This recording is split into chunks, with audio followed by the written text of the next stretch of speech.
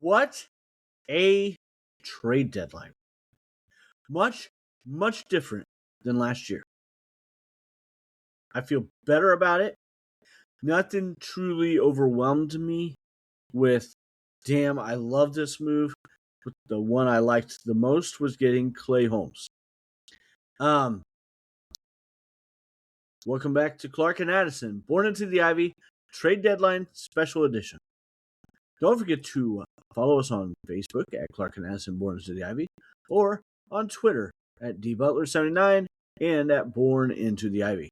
Also, don't forget to like and subscribe, leave us a 5-star review on YouTube and or any audio platform. All right. Additions. Right-handed reliever, Ryan Zeferhan. Good things about this guy. We'll just go over him as I say him. How about that?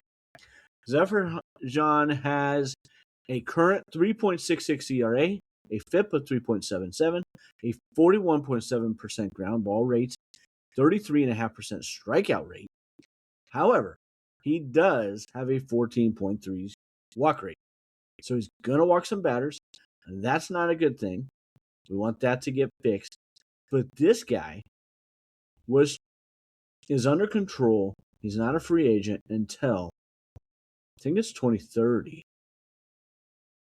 2031 is when he is a free agent. However, that is the reason that Mo Baller was traded for him. Moises Ballesteros, along with Mason McGuire, was traded for Ryan Zeferhan. A lot of people are probably not going to like that. I understand that. I understand why that's the case. I like it. It wasn't going to be Ballesteros and Owen Ayers. Owen Ayers, if you don't know much about the minors, go check this guy out. He has been absolutely dominant this season at high A, at double A, and now at triple A. His numbers keep being dominant, no matter which level he's at. He's 25 years old. He's probably going to be on the major league roster next year, barring some catastrophe. And frankly, that's what happened for Ballesteros, a catastrophe. So, yes, it sucks, but it is what it is, folks. On Baseball Savant, Zeferhan has an expected ERA of 2.95. So, although his ERA is in the mid-threes, he's got a great expected ERA, a great expected batting average. I mean, there is red all over the place, and red is what you want in this case. He has a very low chase, but he has a great whiff, 96th percentile in whiffs, 97th percentile in Ks, 4%, 4th percentile in walks. I told you, walks is the issue, right?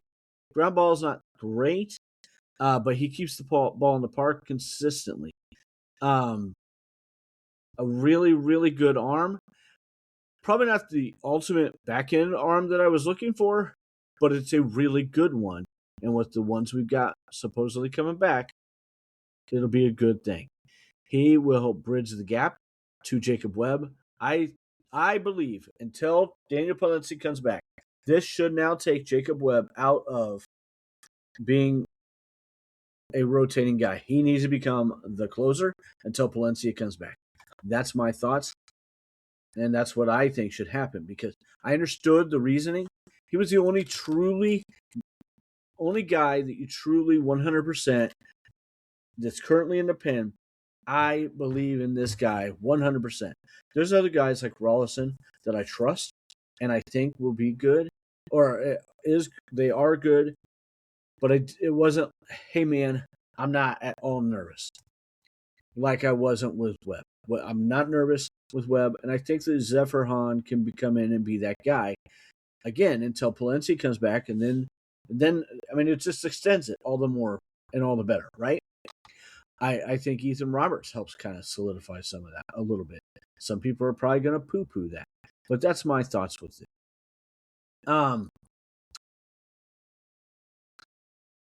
Sorry, I'm trying to clear space here. So we also traded for a guy named Braxton Garrett. I believe Braxton Garrett was a pivot. And it was something that happened when the whole Reed Detmers thing happened. We thought it was reported that Detmers was going to be on the Chicago Cubs, and it didn't happen. My guess is some kind of snag happened. They pivoted to Braxton Garrett as a upside arm. This guy was a first round pick, 7th overall by the Marlins, has had some really good seasons in 22 and 23. Ran into a lot of arm issues and injuries and has not been able to bounce back yet. I think the Cubs probably looked at this guy as a possible. I mean, they're very familiar with the Marlins. His ground ball rate has consistently been around 50%. He has an incredible high ERA this year, has had minimal time in the big leagues this year. But if you look at his 22 and 23, specific 23 season, he had 159 and 2/3 innings in 23. Had an ERA of 3.66 and a FIP of 3.68. WAR 3.1. His expected ERA, though, was 4.57. He His strikeout rate in that season was 23.7. His walk rate was 4.4. If we go look at his page on Baseball Savant, in 2022, he had a very high 87th percentile in chase rate and a 72 percentile in walk rate and ground ball rate. In 23, his biggest year, he had a 77% chase rate, a 97th percentile in walk rate, and an 80th percentile in ground ball rate. There's a lot that can be done with this kid with a really good defense. And so I understand the reasoning that they got him at this point because of some of the other trades they made. I would expect him to go back to AAA. That's my thoughts. I think Javier Assad is probably ticketed for that. But I do like the player. I don't like what we gave up for him. Don't get me wrong. I think there's higher upside with him versus a guy like Jace Beck, who was the pitcher that we gave up for him. Jonathan Long probably wasn't going to make this team. Unfortunately, that sucks because I like he's the hottest hitter in the Cubs system, minor league system, over the last 6 weeks, but he had been terrible before that. So, I like Jonathan Long. I just don't see a path for him in the big leagues. He's not really translated well to being a possible outfielder while in the minors, so you don't see that happening too well in Wrigley either. So although I think they definitely overpaid some, just like we did for Zephyrhan, I understand the thought process. Ballesteros probably wasn't going to get the run that we wanted him to. He has not done well at AAA after being sent down, where Owen Ayers was. And if one of them needed to go and the Angels wanted a catcher, that made more sense. So the trade with the Mets brought in Clay Holmes and Tyrone Taylor. I have talked extensively that I really liked Holmes. I thought that would be a great piece to bring in. He is a rental, though, and so the concern is what we gave up. We gave up a guy who has high upside, is a top 100 prospect, and the Cubs' number 2 prospect, Jefferson Rojas. But here's the thing. Jefferson Rojas was not going to be on this roster anytime soon, barring a ton of injuries. As much talent as the young man has, as good as he can be, and he can be really good, there wasn't a path. I wouldn't take him over Pedro Ramirez.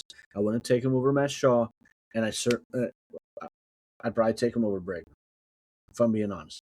But I wouldn't take him over Bregman right now. Even given some of the issues, I certainly wouldn't take him over Bregman now. So the point is, there wasn't a path for him to be on this roster. The Mets probably look at him as a get back of Pete. I don't think he's got Pete talent in him, but they probably do. And so that's probably what they're hoping for. More power to him. I don't want that for the Mets, but I don't want to wish ill will on Jefferson Rojas. I hope he has a very good career. Again, I think that we overpaid some. I think there was probably a bit of panic. We got a strong starting pitcher / relief pitcher. I'm guessing will be starting pitcher in Clay Holmes. He was a great relief pitcher with the Yankees. The Mets signed him last year, converted him into being a starter. He had a 3.53 ERA, went 12-8 last year. Has started this year with a 2.39 ERA. This dude is a ground ball machine. And with our defense, that can only bring great things. I loved this possible solution and this possible matchup. And we got it. Now, hopefully, it continues to thrive. That's what we need. We need Clay Holmes to absolutely thrive and be a frontline-esque starter. He's got a 75% chase rate this season, a 84% barrel rate, so like the less, and a 95th percentile of the ground ball rate. Great movement with all of his pitches on Baseball Savant. A really, really exciting thing. And then I also saw that Tyrone Taylor was in this trade, and I was like, why are we getting Taylor? This dude has a 900 OPS against right-handed or left-handed pitching. We're already one of the better teams against left-handed pitching. He's only going to help that out, which is a fantastic thing and what we need. I would also say that this probably leads into we're not sure what's going on with Matt Shaw, to be frank, for this year. And so this gives us more length.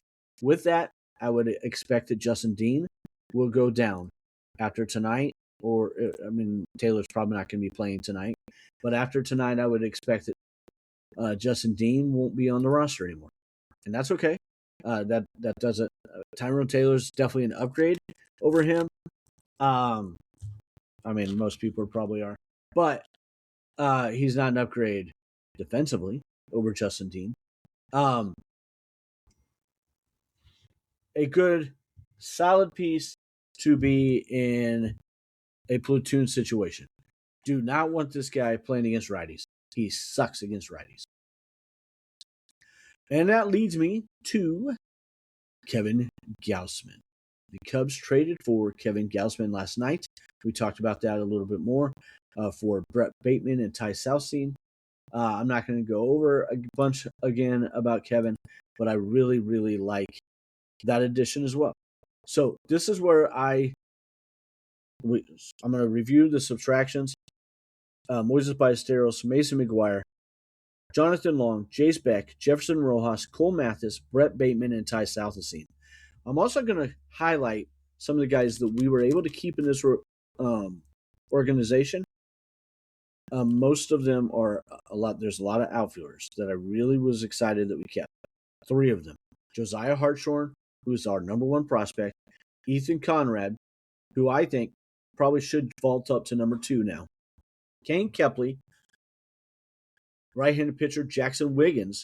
I was okay with him going, but I'm glad that he's still here.